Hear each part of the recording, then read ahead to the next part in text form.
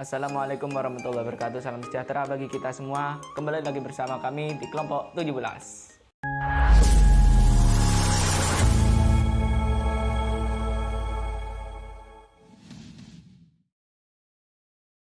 Pada kesempatan kali ini kita akan membahas materi akuntansi tentang investasi jangka pendek. Kalau teman-teman ingin tahu apa itu investasi jangka pendek, ikuti terus video ini. Pengertian dan jenis investasi jangka pendek.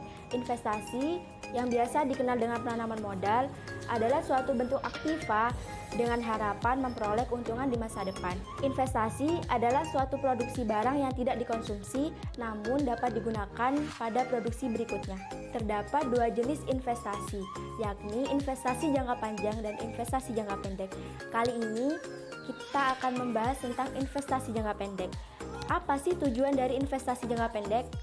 Adapun tujuan investasi jangka pendek diantaranya memanfaatkan kelebihan cash flow sementara waktu dengan harapan memperoleh jenis-jenis investasi jangka pendek. Terdapat beberapa jenis-jenis investasi yang seringkali digunakan diantaranya 1. Akun tabungan bank.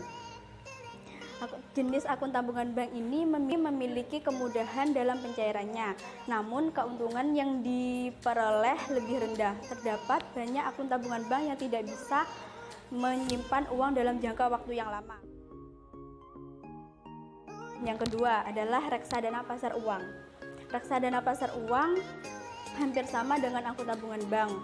Reksadana pasar uang memiliki kemudahan dalam pencairannya, namun keuntungan yang diperoleh lebih besar daripada akun tabungan bank. Yang ketiga yaitu surat hutang jangka pendek dan obligasi. Jenis investasi ini memiliki sifat yang fleksibel dengan jangka waktu 1 bulan hingga 1 tahun.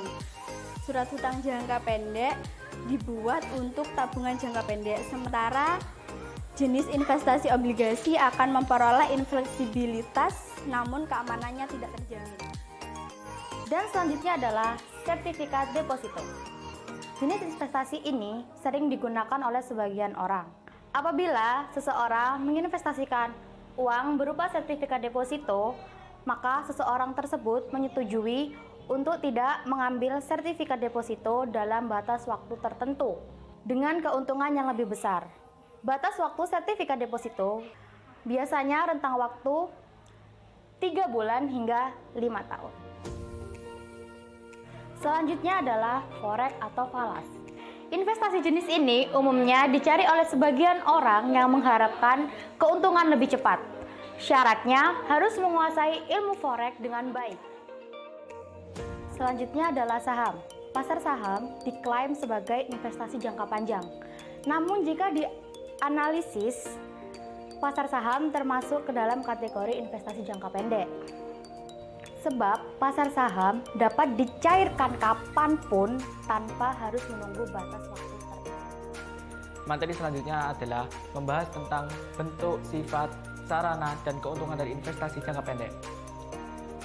Nah, saya akan membahas bentuk investasi jangka pendek. Investasi jangka pendek merupakan investasi yang berbentuk deposito, sertifikat bank, maupun surat berharga lainnya seperti obligasi atau yang dikenal dengan efek utang atau efek ekuitas. Nah, ngomong-ngomong, apa sih yang dimaksud dengan efek utang dan efek ekuitas itu?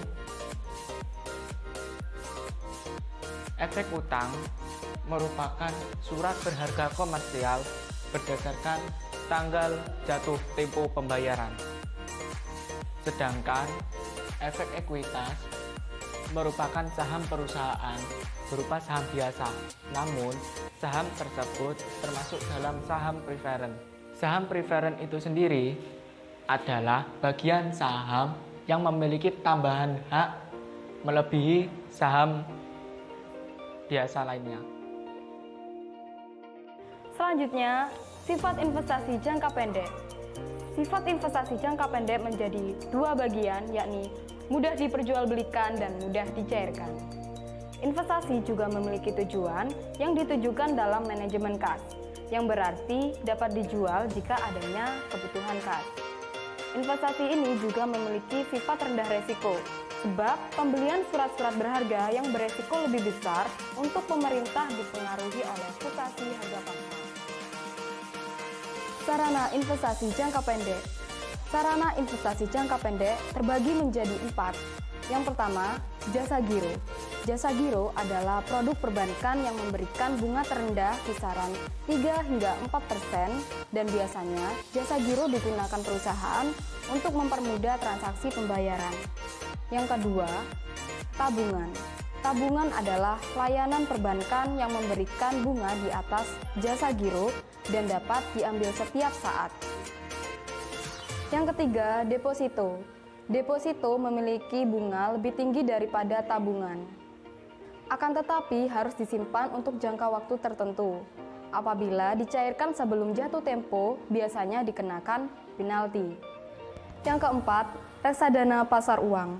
Reksadana pasar uang adalah reksadana yang berinvestasi pada deposito, SBI, dan obligasi jangka pendek. Biasanya, tingkat pengembalian reksadana pasar uang lebih rendah dari jasa giro, tetapi lebih tinggi dari deposito. Akan tetapi, bisa dicairkan setiap saat. Keuntungan investasi jangka pendek salah satunya adalah pengembalian imbalan retur lebih cepat sehingga investor lebih memilih investasi ini. Oleh sebab itu, percepatan perputaran uang dan investasi pokok dan bunga lebih cepat diperoleh. Keuntungan lainnya yang dapat diperoleh adalah dapat memiliki kebutuhan jangka pendek. Umumnya, mayoritas profesional muda dapat memiliki bayaran bulanan belum tentu tinggi dan sehingga pengusaha tersebut memilih untuk berinvestasi di investasi jangka pendek. Namun, investasi juga memiliki kekurangan juga, seperti rentan terhadap inflasi karena valuasi, dan tidak dapat bersaing dengan inflasi tahunan karena efek compounding. Dalam investasi jangka pendek tidak signifikan. Terima kasih teman-teman sudah menonton video ini. Semoga bermanfaat bagi kita semua. Jangan lupa like, komen, dan subscribe, serta share. Jangan lupa ingat selalu pesan ibu, yaitu menjalankan 3M. M yang pertama, memakai masker. M yang kedua adalah mencuci tangan dengan air dan sabun. M yang ketiga, menjaga jarak atau social distancing.